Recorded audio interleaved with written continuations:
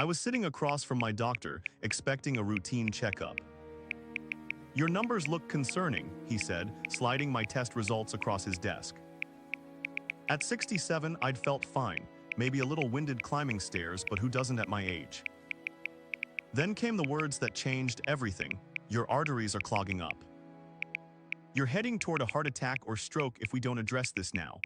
That day, I learned about atherosclerosis, the silent killer that had been building in my arteries for decades without a single symptom. What terrified me most? I had no idea it was happening. And according to my doctor, millions of seniors just like me are walking around with this ticking time bomb, completely unaware until it's almost too late. Let me tell you what I've learned about this condition that nearly took my life. Atherosclerosis isn't just a fancy medical term. It's what happens when your arteries slowly fill with plaque. Imagine your garden hose gradually clogging with mineral deposits. Water still flows, but the pressure builds. Eventually, that hose either bursts or gets blocked completely. That's exactly what happens in our bodies. These plaques are made of cholesterol, fat, calcium, and other substances in your blood. They'll build up slowly over decades, actually hardening and narrowing your arteries. The scary part: this process likely started when we were in our 20s or 30s. For me, learning about atherosclerosis was personal. My father died of a massive heart attack at 72. I always thought he was just unlucky. Now I understand he probably had clogged arteries for years without knowing it. And I was following the exact same path.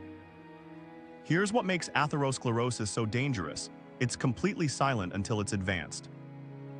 You won't feel plaques building up. There's no pain when your arteries narrow by 30%, 40%, or even 50%. I remember asking my doctor, how could I not know this was happening? He explained that our bodies are remarkably adaptable. As arteries narrow gradually, our body compensates. We might get a little more tired, a bit more short of breath when climbing stairs, but we typically blame it on just getting older. That's the cruel irony. By the time you feel symptoms, chest pain, shortness of breath, leg pain while walking, the disease is already severe. For many people, the first symptom is a heart attack or stroke. A final warning that comes too late. My neighbor Ralph never had a clue. Active guy, played golf 3 times a week. Then one Sunday morning, while reading his newspaper, he had a massive stroke. The doctor said his carotid arteries, the ones feeding his brain, were almost completely blocked. He never knew until that moment. As we age, our risk for atherosclerosis increases dramatically. After 65, the statistics become sobering. About 80–90% of us have some degree of atherosclerosis. Think about that, almost all of us are affected. Why does this happen? Well, time is a major factor. These plaques build up over decades. But there's more to it. Our blood vessels naturally stiffen with age. Our metabolism changes. And many of us have spent years, sometimes decades, exposed to risk factors without realizing the damage being done. In my case, I had high blood pressure for years but didn't take it seriously. White coat syndrome, I called it, convincing myself my numbers were only high at the doctor's office. I was wrong, and those years of untreated hypertension accelerated my arterial damage. The truth is, our generation grew up in a different time. We ate butter and red meat without concern. Many of us smoked. I did for 20 years before quitting at 45. We didn't know about trans fats or the importance of omega-3s. And now we're paying the price for it. Those decades of living without this knowledge. Let's talk about what contributes to atherosclerosis, because understanding these factors was the first step in my recovery. Some we can't control, but many we can. First, there's family history. If your parents or siblings had heart disease, your risk is higher. I couldn't change my father's heart attack history, but knowing about it helped me take other factors more seriously. High cholesterol is a major contributor. But it's not just about total cholesterol, it's the balance between LDL and HDL. My LDL was through the roof for years before I addressed it. High blood pressure is another critical factor. It damages arterial walls, making it easier for plaque to accumulate. Then there's diabetes, which dramatically accelerates atherosclerosis. The way my doctor explained it, high blood sugar is like sandpaper on your artery walls. Smoking, well, that's obvious.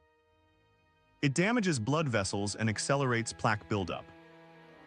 I quit 22 years ago, but those 20 years of smoking still affected my arteries. Other factors include obesity, lack of exercise, and stress.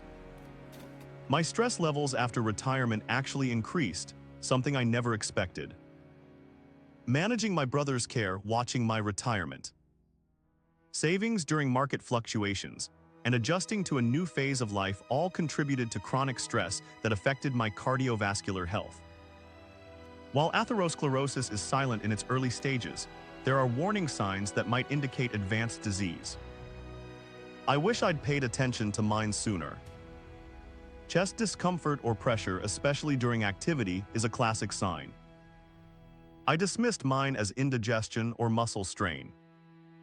Shortness of breath with light exertion is another. I blamed mine on just getting older and being out of shape. Leg pain or cramping when walking, what doctors call claudication, can indicate narrowed arteries in your legs. I had this for months before mentioning it to my doctor. Fatigue, dizziness, confusion, all possible signs of reduced blood flow to various organs. The most alarming sign I experienced was occasional numbness in my left arm. It would come and go, and I convinced myself it was a pinched nerve. It wasn't. It was my body desperately trying to tell me something was wrong with my cardiovascular system. When my friend Doris mentioned her jaw pain, she thought it was a dental issue. It turned out to be angina, a symptom of her clogged coronary arteries. Women often experience different heart disease symptoms than men, something too few people realize. After my wake-up call, I went through several tests to determine the extent of my atherosclerosis. Understanding these tests removed much of my fear, so let me share what you might expect. First, there's the basic lipid panel, a blood test measuring various cholesterol levels. This is standard in most physicals, but many of us don't pay attention to the results. I certainly didn't until my doctor pointed out my LDL had been elevated for years. Next came the carotid ultrasound, a painless procedure where they check the arteries in your neck for plaque buildup. Mine showed moderate narrowing, not immediately dangerous but definitely concerning. For some, doctors order a coronary calcium scan, a specialized CT scan that shows calcium deposits in heart arteries. The higher your score, the more plaque you have. My score was 380, moderate to high risk. The more advanced test I underwent was an angiogram. They inserted a catheter through my wrist, threaded it to my heart, and injected dye to see inside my coronary arteries. This showed two arteries with significant narrowing, one at 70% and another at 85%. These tests sound intimidating, but they're generally painless and provide crucial information. Knowledge truly is power when it comes to atherosclerosis. The good news, and there is good news, is that atherosclerosis can be treated and sometimes even reversed. My treatment plan included several approaches. Medication was the first step. Statins to lower cholesterol, which many seniors resist because of concerns about side effects. I had some muscle aches initially, but they subsided, and the benefits far outweighed this temporary discomfort. Blood pressure medications brought my numbers down to healthy levels. Some people also need blood thinners to prevent clots. For more severe cases, procedures may be necessary. My cardiologist recommended angioplasty for my most narrowed artery. They inserted a balloon to widen the artery and placed a stent, a small mesh tube, to keep it open. The procedure took about an hour, and I went home the next day. For more extensive disease, bypass surgery might be recommended. But here's what surprised me most. The non-medical interventions proved just as important. Diet changes, regular exercise, stress management, and smoking cessation can dramatically slow or sometimes even reverse plaque buildup.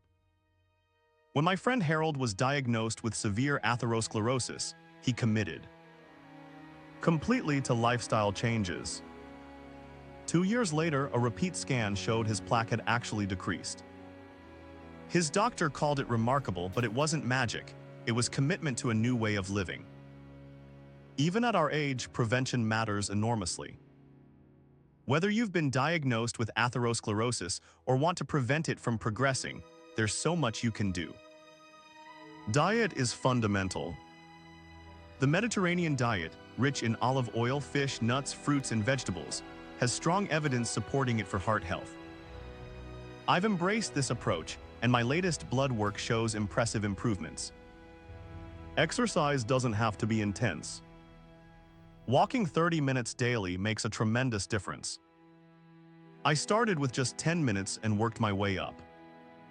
Swimming and water aerobics are excellent options for those with joint issues. Stress management might sound like new age nonsense, but its impact on heart health is real. I've found meditation helps me.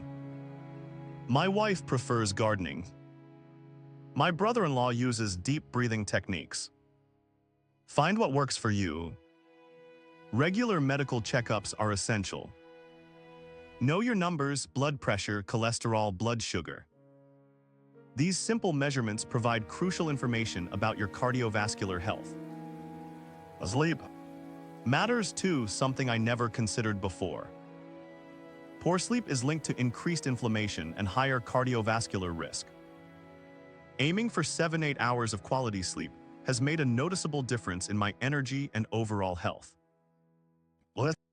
And remember, it's never too late. I've seen remarkable improvements in people in their 80s and even 90s who made these changes. Our bodies have an amazing capacity to heal when given the right tools. Being diagnosed with clogged arteries isn't a death sentence, it's a wake-up call. I've actually never felt better than I do now, 2 years after my diagnosis and treatment. Managing atherosclerosis becomes part of your life, but it doesn't have to dominate it. My medications are routine now, as automatic as brushing my teeth. My diet has improved not just my heart health, but my energy and digestion too. Exercise has become something I look forward to rather than dread. Most importantly, I've gained perspective. That fear I felt sitting in my doctor's office turned into motivation. Each day feels like a gift now, not something to take for granted. My friend Elaine, who had a similar diagnosis, put it perfectly. I'm not dying from atherosclerosis, I'm living well despite it. That mindset makes all the difference. One unexpected benefit of my diagnosis was connecting with others facing similar challenges. The cardiac rehabilitation program I attended introduced me to people from all walks of life, united by our shared goal of better heart health. We swapped recipes, exercise tips, and medication experiences. We celebrated each other's improvements and provided support during setbacks. That community became an essential part of my recovery. If you're facing atherosclerosis, reach out. Support groups exist in most communities and online. Your experience might help someone else, and their journey might inspire yours. My wife has been my greatest supporter, making changes alongside me even though her arteries are healthier than mine. Having a partner in this journey, whether spouse, friend, or family member, makes an enormous difference. Atherosclerosis may be called the silent killer, but we don't have to remain silent about it. Understanding this condition, how it develops, how it's diagnosed, how it's treated, and how it can be prevented, gives us power over it. I'm sharing my story not to frighten you, but to emphasize that knowledge and action can change your path. Had I understood atherosclerosis sooner, I might have avoided that frightening day in my doctor's office. But I'm grateful for the wake-up call that allowed me to make changes before it was too late. If you're watching this and recognize yourself or someone you love in my story, please take action. Schedule that checkup you've been postponing. Ask about your cholesterol and blood pressure. Discuss your family history with your doctor. Small steps today can prevent major problems tomorrow. Remember, our golden years should be just that, golden. By understanding and addressing atherosclerosis, we can ensure our arteries remain pathways to a healthy future rather than obstacles to it. Thank you for listening to my story. I hope it helps you write a healthier chapter in yours.